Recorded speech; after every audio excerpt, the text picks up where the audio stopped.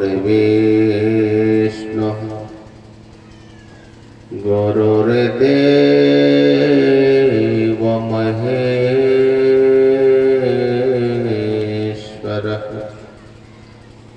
गुरुर्साक्षात् परब्रह्म तस्मै श्री गुरुवे नमः।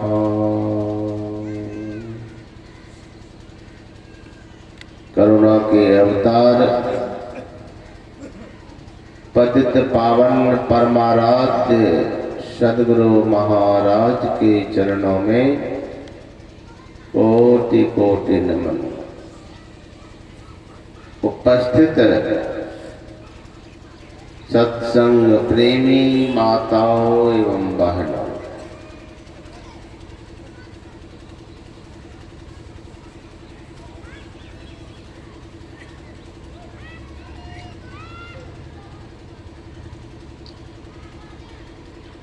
अभी हम लोग सुन रहे थे कर्म कर्म से उस परमात्मा के बारे में।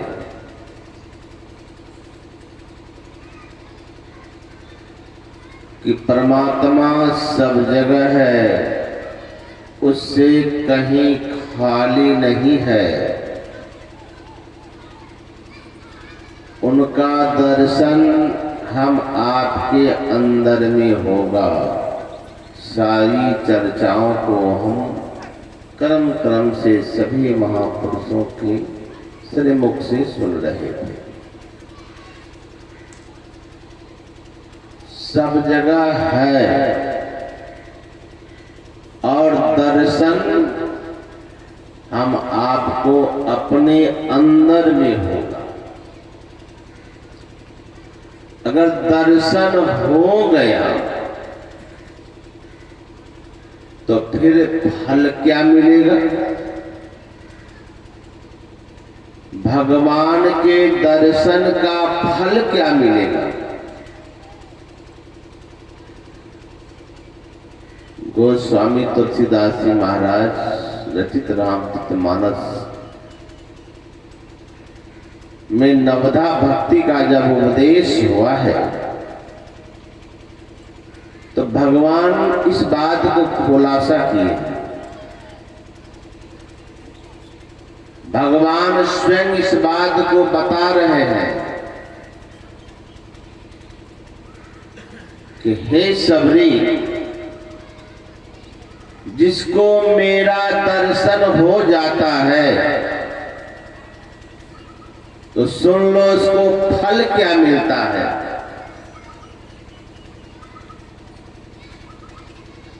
भगवान राम कहते हैं मम दर्शन फल परम अनुपा, जीव पावे निज सहज स्वरूपा। अब भगवान अपने से कह रहे हैं हे सबरी, जिसको मेरा दर्शन हो जाता है तो फल क्या मिलता है?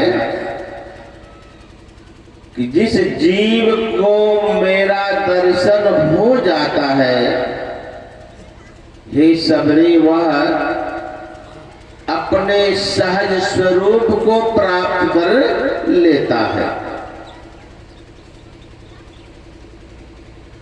अब स्वरूप किसको कहते हैं भाई? स्व मने होता है अपना, रूप मने अपना रूप, यो कहिए निज रूप का दर्शन। अपना रूप का दर्शन हो जाता है। भगवान कहते हैं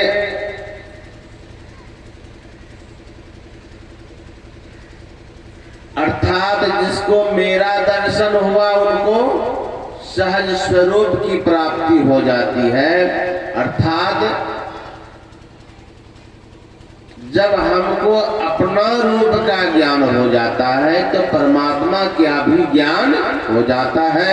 यदि परमात्मा का ज्ञान हो गया तो हमको अपना भी ज्ञान। ऐसा कैसे हो जाता है कि हमें अपना ज्ञान जब हो गया तो परमात्मा का भी ज्ञान हो जाता है, और जब परमात्मा का दर्शन हो जाता है तो हमको स्वरूप की प्राप्ति हो जाती है। मतलब हमारा जो निज रूप है उसको हम प्राप्त कर लेते हैं। तो हम आपका निज रूप क्या है? तो हम लोग जानते हैं कि हम आप परमात्मा के अंश हैं। परमात्मा अंशी है,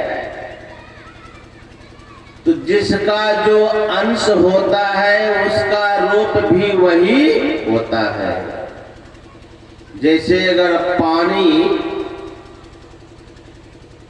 को समुद्र में से अगर एक लोटा जल, अगर समुद्र से हम पानी निकाल लें, एक लोटा जल अगर समुद्र से बाहर निकाल लें तो वह पानी, एक लोटा जो पानी का है वह पानी किसका अंश हुआ? समुद्र के जल का। ध्यान दीजिएगा, समुद्र के जल का वह अंश है, तो गुण भी उस लोटे में किसका होगा? समुद्र के जल का होगा। अगर समुद्र का जल खारा है तो लोटा का जल भी क्या होगा? खारा है। अगर समुद्र का जल मीठा है तो लोटे का भी जल मीठा होगा। क्यों? इसीलिए कि वह लोटे में जो जल है, लोटे में जो पानी है वह समुद्र का अंश है, इसलिए उनका गुण उसमें समाया हुआ। उसी प्रकार हम आप भी जीव जो है वह परमात्मा का अंश है। गुरु महाराज की वाणी में हम लोग प्रतिदिन पाठ में सुनते हैं कि जीवात्म प्रभु का अंश है, जस अंश नभ को देखिए, घट मठ प्रपंचन जब मिटे नहीं। अंश कहना बहुत इस पद में मार्मिक बात है। गुरु महाराज कहते हैं कि जीवात्मा परमात्मा का अंश है। किस तरह से अंश है? जिस तरह से ये देखिए समियाना भी लगाया गया, तो इस समियाना जब लग गया तो समियाना के अंदर में भी आकाश बना हुआ है कि नहीं बना हुआ है? आकाश बना हुआ। लेकिन ध्यान दीजिएगा, ये आकाश बन गया तो वह इसके ऊपर बाहर भी आकाश है और अंदर भी आकाश है। लेकिन इसके अंदर में जो आकाश बन गया वो किस आकाश का अंश है? जो बाहर का आकाश है उसी का अंश इसके अंदर में सिमट गया। यह आकाश कब तक रहेगा समियाना के अंदर में? जब तक यह समियाना का रूपी पर्दा लगा रहेगा तब तक वह आकाश रहेगा। लेकिन ये अलग से कहीं आकाश आ नहीं गया, उसी आकाश में यह छोटा आकाश बन गया। बन कितना गया, कैसे गया? इसलिए उस पर यह कपड़ा का जो आवरण चढ़ गया, इसलिए यह भी एक छोटा आकाश का रूप ले लिया। लेकिन अगर हम चाहते हैं इस समियाना के आकाश से हम बाहर निकल जाए तो क्या करना पड़ेगा? समियाना से हम निकले, समियाना में ही अंदर पंडाल में चलिए।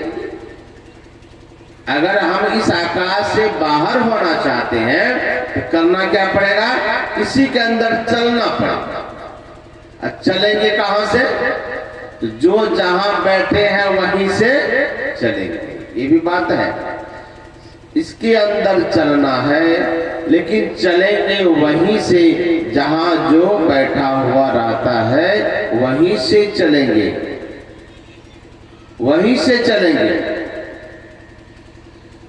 तो ध्यान दीजिएगा, जब हम आप समियाना के अंदर में चलते चलते चलते समियाना से बाहर निकल जाएंगे, तो फिर समियाना के आकाश से बाहर निकल गए तो हम कहां चले गए? महादाकाश। ठीक उसी प्रकार हम आप भी जीव आत्मा जो है परमात्मा का अंश है। आवरण चढ़ गया किसका? अंधकार का, प्रकाश का, शब्द का आवरण। ये तीन आवरण है। घट तम प्रकाश शब्द पट तरह जीव पर है छाया। गुरु महाराज कहते यही तीन पर्दा, अंधकार का पर्दा, प्रकाश का पर्दा और शब्द का पर्दा, यही तीन पर्दा पड़ गया है, जिसके कारण हम आप जीव बने हुए। चाहते कि आप पर्दा हट जाए तो क्या करना पड़ेगा? जैसे समियाना से हम बाहर निकलना चाहते हैं, हम समियाना के अंदर में चले तो समियाना से हम बाहर निकल गए। कहां से चले? जो जहां बैठे थे। उसी प्रकार हम आप भी इस आवरण से, इस पर्दा से बाहर निकलना चाहते हैं, तो हम आपको भी चलना पड़ेगा। और चलना कहां से पड़ेगा? जहां हम लोग बैठे हैं वहीं से चल दी। श्री सतगुरु महाराज कहां बैठे हैं? कहां बैठे हैं? बिछावन में, पुआल के ऊपर में, बेडशीट के ऊपर में, या तो शरीर बैठा हुआ। हम आप शरीर नहीं है, हम आप शरीर के अंदर रहते हैं। तो हम आप देख लीजिए 3.5 हाथ का शरीर में कहां रहते हैं? जहां है वहीं से चलिए। तो पर तो जानना पड़ेगा हम हैं कहां। तो आंख बंद करके देख लीजिए, अभी जागृत अवस्था में हम आप अपने को देखिए, आंख बंद करके कहां हम बैठे हैं, तो आपको दिखाई पड़ेगा हम कहीं बहुत बड़ा अंधकार का साम्राज्य है, वही अपने को पाएंगे। तो वही अंधकार से ही चलना पड़ेगा। कैसे चलेंगे? तो सहारा किसका मिलेगा? तो जिस जगह हमारा मन पसरा हुआ है, जिस जगह हमारा मन फैला हुआ है, उसी का अवलंब भी लेना। चलने के लिए अवलंब उसी का लेना पड़ेगा। कैसे? जैसे देखिए, यदि हम नदी में को पार करना चाहते हैं तैर करके, तो सहारा किसका होता है? नदी का ही होता है, पानी का ही होता है। पानी में तैरना चाहते हैं तो सहारा भी पानी का ही लेना पड़ेगा। तैर के नदी में तैर करके पार होना चाहते हैं तो हम आपको नदी में तैरने के लिए पानी का ही सहारा लेना पड़ेगा। लेकिन ध्यान दीजिएगा, सहारा लेते हैं हम लोग तैरने वाले। कैसे सहारा लेते हैं? देखिएगा, पहली बार हम लोग पानी को जब तैरते हैं तो क्या करते हैं? तैरने वाले दोनों हाथों से पानी को पकड़ते हैं। ये देखिए, पहला काम क्या करते हैं? पानी में हम जैसे तैरने लगते हैं तो तैरने के लिए हम पानी को पहले पकड़ के अपने ओर खींचते हैं। खींचते हैं तो फिर क्या करते हैं? खींचने के बाद इधर लात मार करके आगे बढ़ जाते हैं, पैर मार करके आगे बढ़ जाते हैं। अगर पानी को पकड़े और पैर मार करके आगे ना बढ़े तो परिणाम क्या होगा? वही डूब जाएंगे। अगर पानी को हम पकड़ लिए, अगर हम आगे नहीं बढ़ते हैं, वहीं अगर पकड़े रह जाते हैं तो फिर नदी को पार नहीं कर सकते हैं। परिणाम क्या होगा? वहीं पर डूब करके हम आप मर जाएंगे। ठीक उसी प्रकार हम आपको इस अंधकार में चलना है तो सहारा किसका लेना पड़ेगा? तो जहां हम आपका मन फैला हुआ है, कहां? तो एक साथ संसार के नाम रूप में हम आपका मन फैला हुआ है। इसीलिए गुरु महाराज कहते हैं एक नाम का जाप और एक रूप का, एक नाम का जाप और एक रूप का ध्यान। ये मानस जाप और मानस ध्यान है, ये सहारा है। अब सहारा लिए हम नाम रूप का, जीवन भर वही करते रह गए, उसी को पकड़े रह गए, हम आगे नहीं बढ़े, तो जैसे पानी में डूब के मरेंगे उसी तरह यहाँ भी दुर्दशा होगा। तो गुरु महाराज कहते नहीं, नाम रूप जगत से निकल करके हम आपको फिर बिंदु ध्यान में आपको आगे बढ़ना पड़ेगा, बिंदु ध्यान का सहारा लेना पड़ेगा। एक नाम का जाप, एक रूप का ध्यान करने के बाद फिर दृष्टि योग की साधना है, दृष्टि योग की साधना। फिर दृष्टि योग की साधना करेंगे तो क्या होगा, तो दोनों दृष्टि की धार एक होगी, और जैसे दृष्टि की धार एक होगी तो अंदर में ज्योति का उदय होगा, प्रकाश मिलेगा।